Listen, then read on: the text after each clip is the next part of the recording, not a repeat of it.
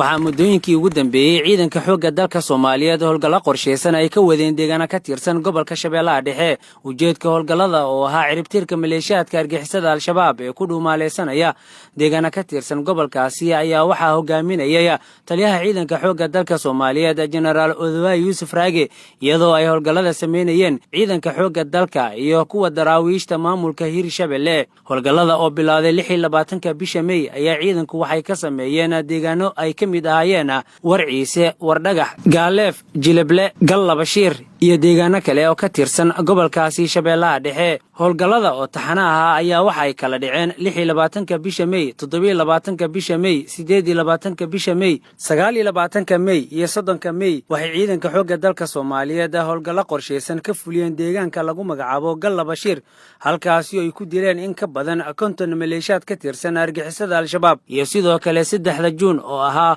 howlgalkii ugu weynaa oo ciidanka xoogga dalka Soomaaliyeed ay khasaaraha ugu badan ku gaarsiiyeen maleeshiyaadka argixisada al-shabaab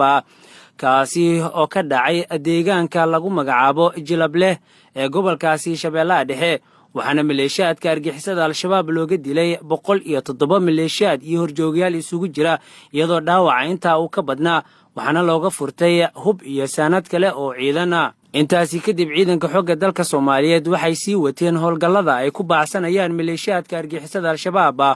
oo ay kaga sifeynayaan gobolkaasi Shabeellaha Dhexe howlgalladaasi oo ahaa kuwo jab xoogan lagu gaarsiiyay maleeshiyaadka argixisada al-shabaab ayaa waxaa looga saaray godadkii ay gabaadka ka dhiganayeen daawadayaal sida aad u jeedaan halkani waa godadkii ay ku dhuumaaleysanayeen horjoogayaasha iyo maleeshiyaadka naflacaariga ee ka tirsan argixisada al-shabaab godadkani aad u jeedaan waxay ka qoteen meel keen oo muddo aan laga jarin dhirta dadka beeralayda ku dhaqnaana ay ku qasbeen in ay ka barakacaan balse ciidanka geesiyaasha xoogga dalka Soomaaliyeed ayaa awood kaga saaray godadkaasi ay qoteen oo ay doonayeen inay gabaadka ka dhigtaan howlgalladii ugu dambeeyay ciidanka xoogga dalka Soomaaliyeed ka sameeyeen gobolkaasi Shabeellaha Dhexe waxa maleeshiyaadka kooxda khawaarijta al-shabaab lagu gaarsiiyay jab xoogan iyadoo maleeshiyaad badan iyo horjoogayaal looga dilay qaar ka mid film qaadayaasha iyo wariyaasha warbaahinta ciidamada qalabka sida ayaa u diyaarsan in ciidanka xoogga dalka ay u raacaan